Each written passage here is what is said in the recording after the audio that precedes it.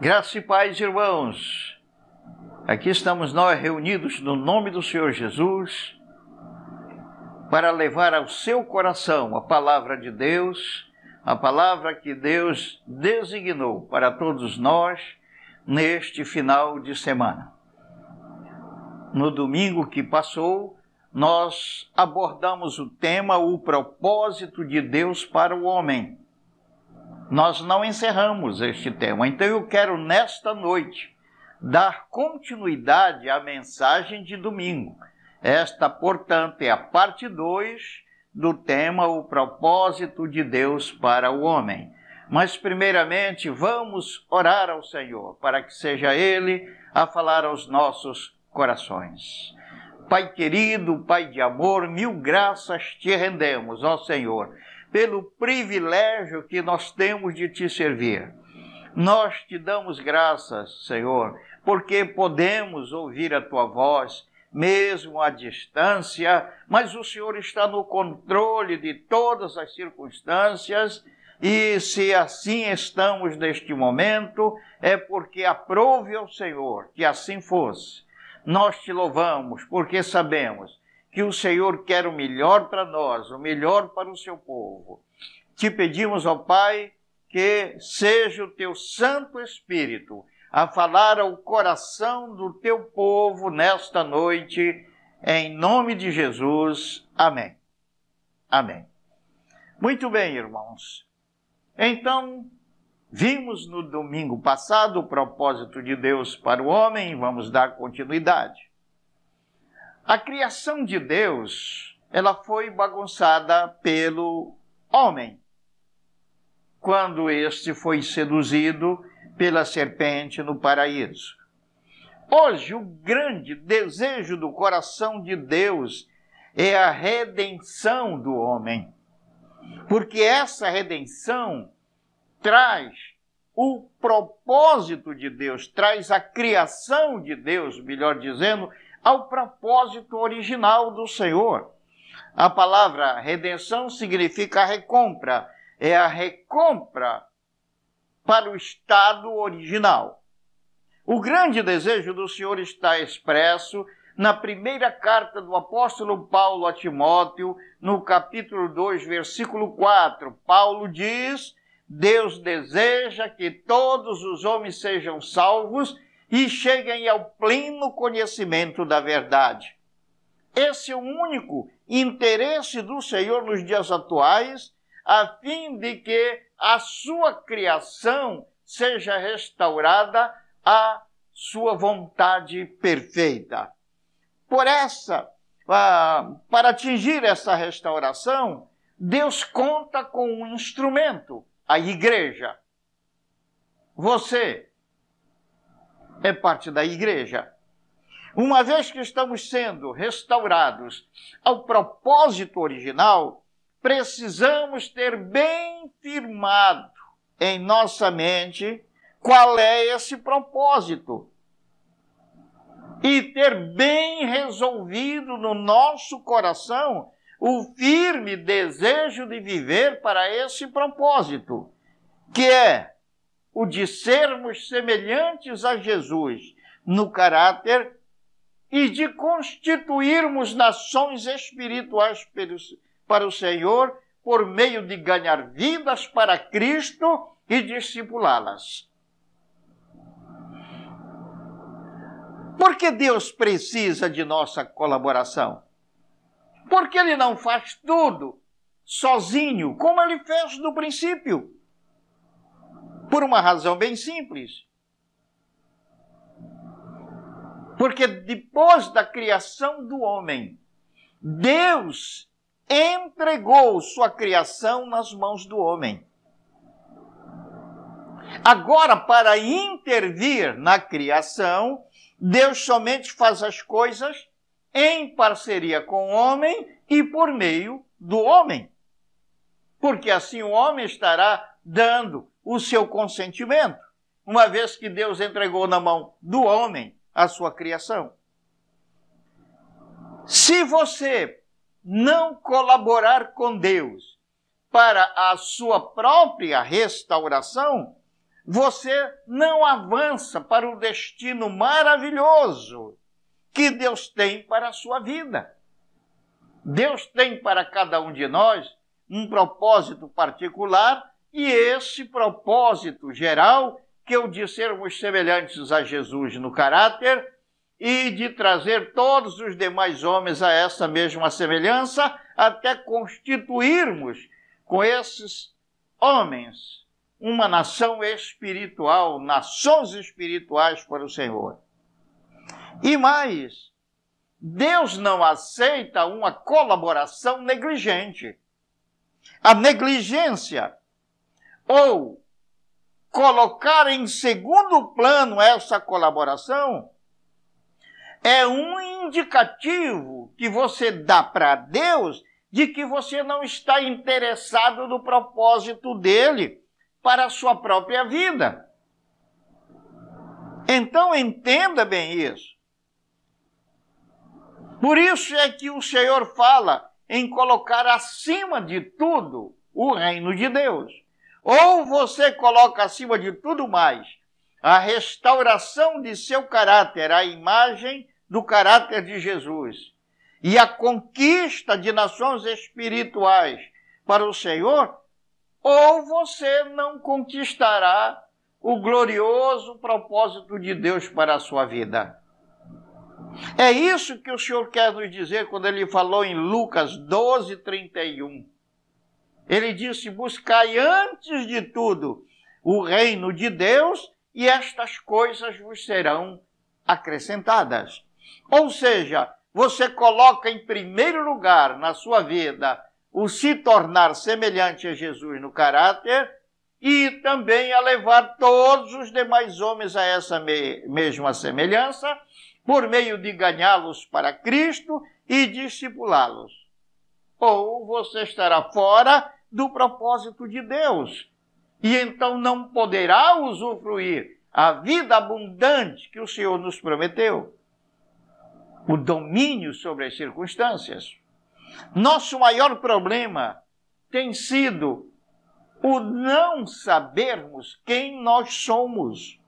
Mas quando você entende Gênesis 1:26, que eu vou ler mais uma vez para você, você então entende quem você é.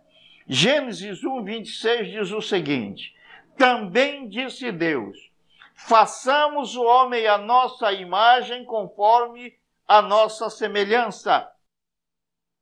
Imagem é para expressar. Você olha a sua imagem no espelho, ela expressa como você é. E então o ser humano foi feito para expressar como Deus é. Façamos o homem a nossa semelhança, a nossa imagem, conforme a nossa semelhança. Fala de coisas interiores. Tenha ele domínio sobre os peixes do mar, sobre as aves do céu, sobre os animais domésticos, sobre toda a terra e sobre todos os répteis que rastejam pela terra. Aqui nós temos uma linguagem alegórica. Ele diz: tenha ele domínio sobre os peixes do mar. Não vamos explicar isso, porque já falamos tantas vezes para os irmãos sobre isso, mas só vamos mostrar o que significa. Peixes do mar são as multidões. Dominar as multidões, mas para Jesus, com amor, e não para pisoteá-las ou para ficar sobre elas, dominando-as da forma que os homens dominam. Sobre as aves do céu são Satanás e seus demônios, é o mundo espiritual. Sobre os animais domésticos, trata de nosso mundo interior, pensamentos, desejos e sentimentos, para trazerem tudo sob nosso absoluto controle.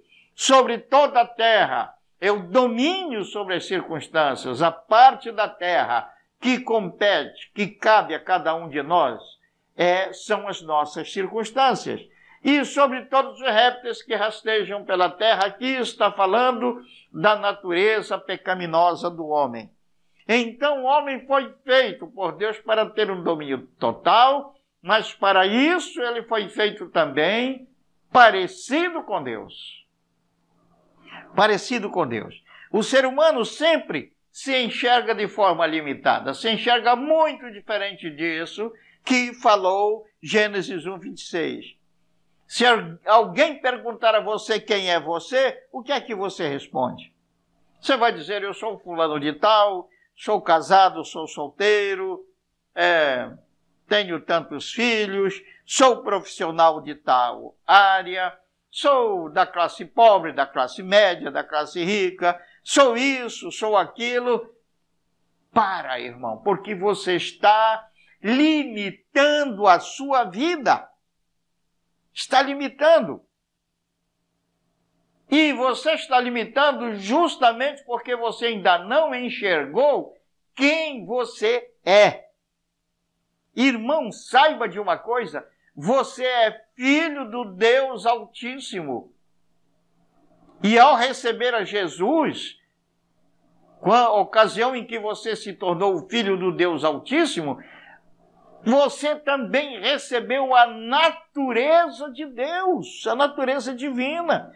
Você é filho de verdade, da mesma natureza de Deus. Você foi feito parecido com Deus. Se você já recebeu a Jesus, ninguém é maior do que você aqui na face da terra. Como disse Paulo, posso todas as coisas naquele que me fortalece. Você também, amado irmão, pode tudo. Quem é que pode tudo? Deus. Pela fé em Deus, você também pode tudo. Você também é onipotente. Você é onipotente em Deus porque tudo é possível ao que crê. Tudo que é de Deus é seu. E você está caminhando para um destino de glória. Irmão, o Senhor Jesus veio para nos levar de volta a tudo que foi perdido. Se você quer saber para onde você vai, é só olhar para Gênesis 1, 26. Seu destino é o trono. Seu destino é o governo sobre todas as suas circunstâncias. Agora, o que foi que nos roubou esse tipo de vida? Porque Deus nos fez assim. E o que foi que nos roubou esse tipo de vida? O pecado. O pecado, como foi dito no domingo passado, é a mentalidade de viver em rebeldia contra a vontade de Deus. É algo, uma atitude do coração, de rebeldia contra a vontade de Deus.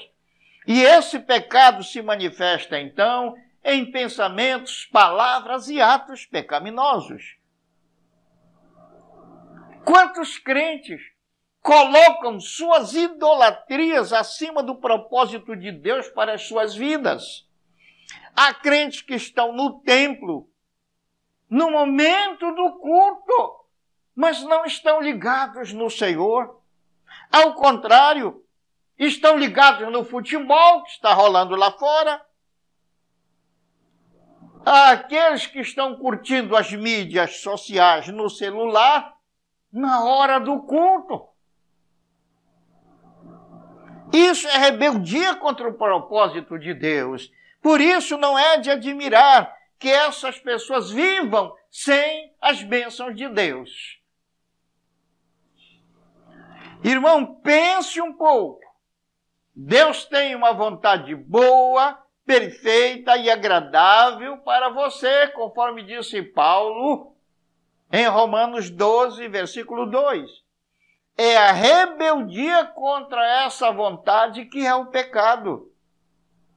Deus manifestou a vontade dele a nós para que cumpramos essa vontade. Por meio de nossos primeiros pais, Adão e Eva, nós saímos dessa vontade. Mas o último Adão, Jesus, veio para nos restaurar a vontade de Deus. O que foi a queda, então? Foi a saída da vontade de Deus. A redenção é o plano de Deus para nos levar de volta ao propósito original do Senhor. Leia comigo Efésios, capítulo 1, no versículo 4. Olha o que diz. Assim como nos escolheu, Deus nos escolheu nele, em Cristo, antes da fundação do mundo, para sermos santos e irrepreensíveis perante ele. E em amor nos predestinou para ele, para a adoção de filhos, por meio de Jesus Cristo, segundo o beneplácito de sua vontade. Ele nos escolheu antes da fundação do mundo.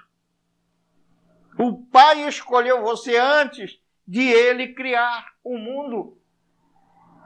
Você não surgiu quando nasceu da sua mãe, nem surgiu quando seu pai coabitou com a sua mãe. Não, você surgiu na mente de Deus.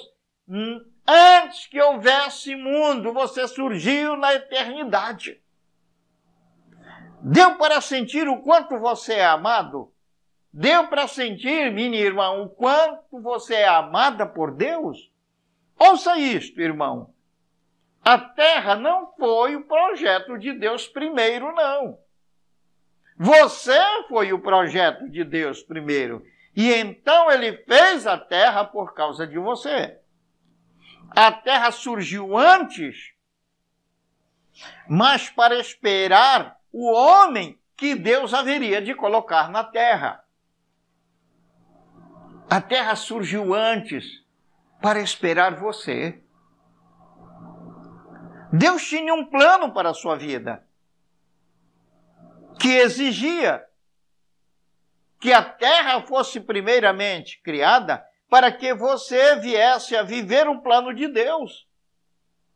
Então a terra foi criada por causa de você. Dá para você atinar a sua importância diante do coração de Deus, diante do Senhor? Veja o que diz o Salmo 115, versículo 16, diz assim: os céus são os céus do Senhor, mas a terra deu a ele os filhos dos homens. Os céus são os céus do Senhor, mas a terra ele deu a nós.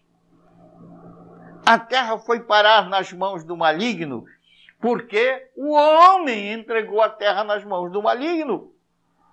Mas glória ao Senhor Jesus Cristo, porque o Senhor Jesus recuperou para nós. Aleluia! Meus amados irmãos, precisamos ter um entendimento, o entendimento de quem somos. De quem somos. O Senhor Jesus recuperou a terra para nós. É muito importante isso, porque nós não vamos herdar o céu, nós vamos herdar a terra. A carta aos Romanos, no capítulo 4, versículo 13, diz que nós somos herdeiros do mundo e não do céu. O céu pertence ao Pai e o mundo pertence a nós. Não significa que não entraremos no céu, não. Se o céu é do nosso Pai, podemos ir lá no momento em que nós quisermos, depois da volta de Jesus. Poderemos estar lá quando quisermos. Mas Efésios, capítulo 1, versículo 4, que nós vimos, diz que Deus nos escolheu antes da fundação do mundo. Deus já tinha projetado você, já tinha programado você antes que houvesse mundo. Efésios capítulo 1, versículo 11 diz que você foi escolhido conforme o conselho da vontade do Senhor. Deus predestinou você.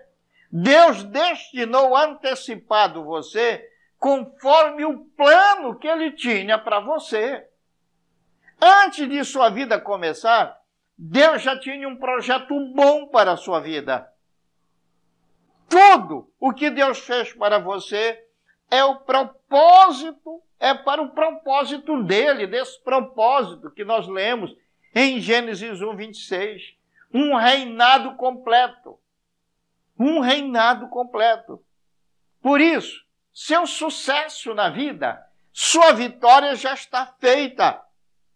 Seu futuro glorioso já foi assegurado pelo Senhor Jesus na cruz.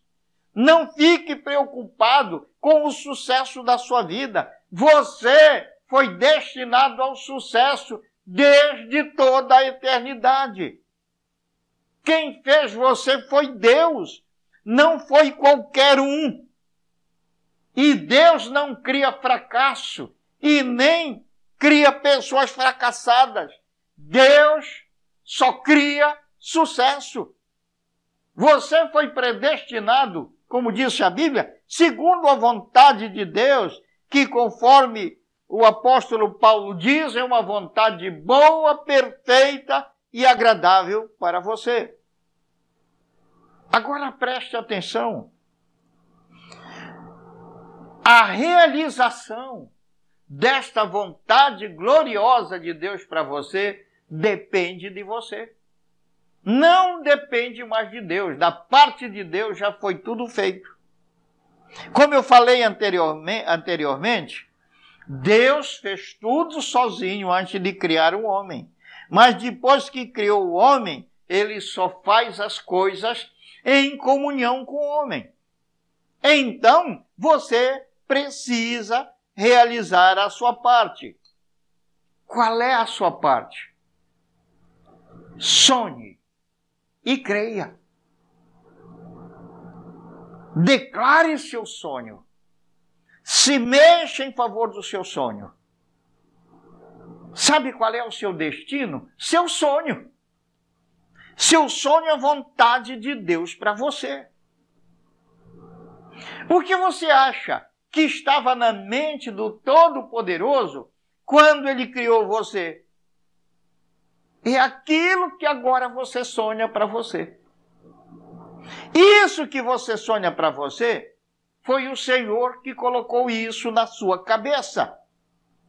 E já está feito para você. Então, quando você sonha, isso já está feito para você pelo Senhor. Aí alguns crentes vêm e dizem, mas eu não tenho sonho nenhum. O meu sonho é tão pequeno, sabe o que está faltando, irmão? Está faltando de verdade receber Jesus e viver para o propósito de Deus. Veja sobre isso a carta aos Filipenses, no capítulo 2, versículos 12 e 13. Diz assim a palavra do Senhor.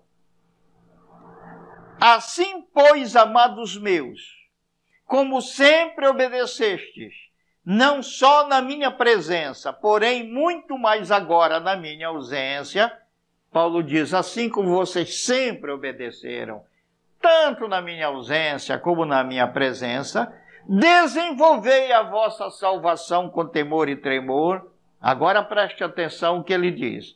Porque Deus é quem efetua em vós tanto o querer como o realizar segundo a sua boa vontade. É Deus. Então, o que é que está escrito aqui? Que quando nós celebramos um pacto de obediência a Deus,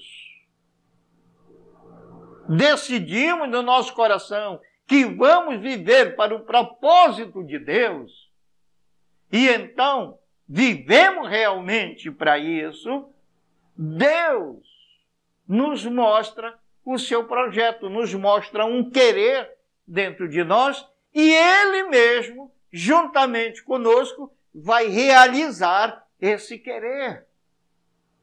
Você entendeu a importância de estar batalhando pelo propósito de Deus, de ser semelhante a Jesus no caráter? E você faz isso através de ouvir, estudar e meditar na palavra de Deus e orar diariamente, com todo empenho, com todo esforço, e também de procurar trazer todos os outros homens à semelhança de Jesus, por meio de ganhá-los para Cristo e discipulá-los e constituir com eles nações espirituais. Esse é o propósito. E quando nós nos alinhamos nisso e fazemos isso o centro do nosso viver, aquilo que nós queremos acima de tudo mais na vida, Deus estabelece em nós um querer e um realizar para a nossa vida pessoal. Como nós aprendemos algum tempo atrás em Isaías 46, versículos 8 a 10, Deus começa pelo fim. Aquilo que você sonha é o fim. Por exemplo, você sonha com a sua casa própria. Você não sonha primeiro com o terreno, depois com o alicerce da casa, depois com as paredes sendo erguidas, depois com o teto. Não, você sonha já com a casa pronta. Sua casa já é feita no seu sonho, ela já está feita. Depois que a sua casa está pronta no seu sonho, você começa a construí-la. É assim que Deus faz, ele começa pelo fim. E você também, porque você foi feito à imagem e semelhança do Senhor. Pois trate de sonhar, irmão. Creia no seu sonho. Creia que já foi realizado isso por Deus.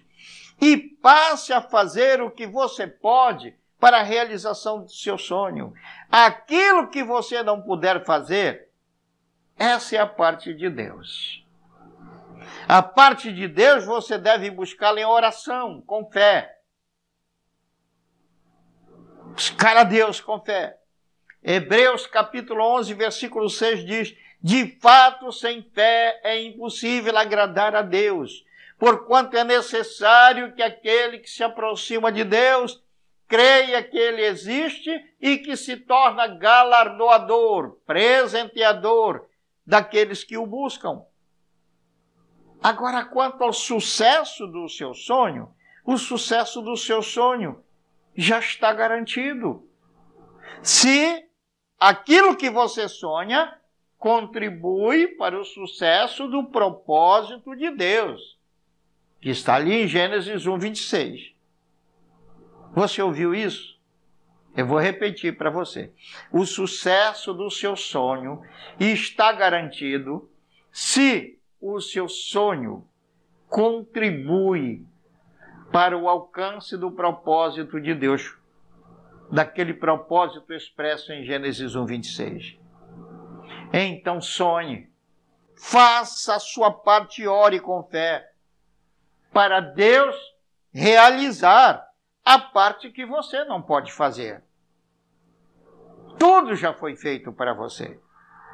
Na verdade, a gente pede a Deus para Ele revelar o que Ele já fez. E não para fazer, Ele já fez. É só para revelar.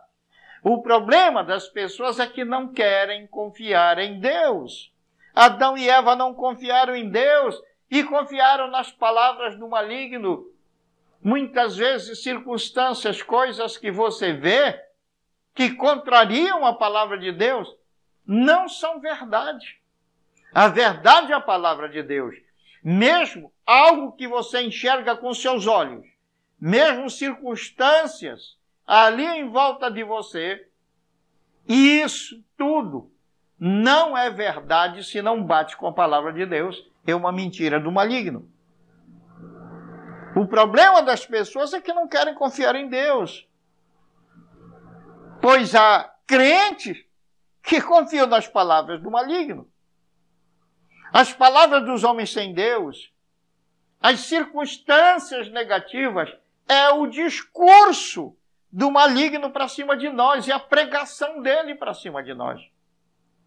Não confie nas orientações que conflitam com a palavra de Deus. Confie em Deus e você será bem-sucedido em tudo aquilo que você puser à sua mão. Quer um exemplo? Deus diz no Salmo 34, 7, o anjo do Senhor acampa-se ao redor dos que o temem, dos que temem a Deus, e os livra. Mas o diabo prega a sua palavra pelos jornais da TV, dizendo que o vírus da China mata. Em quem você crê? Na pregação do Senhor ou na palavra do maligno? Porque vai prevalecer na sua vida aquilo a que você der crédito. Se você crê na pregação do diabo pelos jornais da TV, você pode até ir a óbito, mesmo sendo crente. Mas se você crê na palavra de Deus, você até pode adquirir o vírus da China. Até pode adquirir. Porque Jesus disse, no mundo passareis por aflições. Mas o vírus não matará você, porque também Jesus disse, eu venci o mundo. E ele venceu o mundo para nós, os salvos. Não é nos jornais da televisão que você adquire alimento para a sua vida espiritual. É na igreja. É ouvindo a palavra de Deus. O lugar de você alimentar seus sonhos, alimentar sua esperança, alimentar sua fé. Então, por isso, não dê ouvidos à pregação do maligno através dos jornais da televisão. Confie no Senhor. Sonhe, confie em Deus, porque tudo já está feito para você. Como nos disse Paulo, na 1 Coríntios capítulo 3, versículos 20, 21 e 22, tudo é vosso. Quantos creem, recebam e glorifiquem a Deus nos seus corações. Amado irmão, esse é o propósito de Deus para o homem. Que nós sejamos semelhantes a Jesus no caráter, é o que Deus quer acima de tudo para cada um de nós, e que venhamos a batalhar para trazer todos os demais a essa mesma semelhança e constituir com esses demais uma nação espiritual para Deus. Esse é o propósito de Deus. Lute por isso. Ele vai colocar um querer no seu coração para você, e esse querer ele mesmo vai realizar junto com você. Creia, descanse na fé, você é mais do que vencedor. Tudo está em suas mãos. Fique com Deus, que a graça e a paz do Senhor Jesus seja com você nos seus corações. Quero ainda dizer a você que na terça-feira estaremos liberando um vídeo que eu peço que você ouça. É uma mensagem que tem como título Como Guerrear Hoje. Como realizar a guerra. Não deixe de assistir isso na terça-feira. Fique com Deus. Em nome de Jesus, eu te abençoo, meu irmão. Aleluia.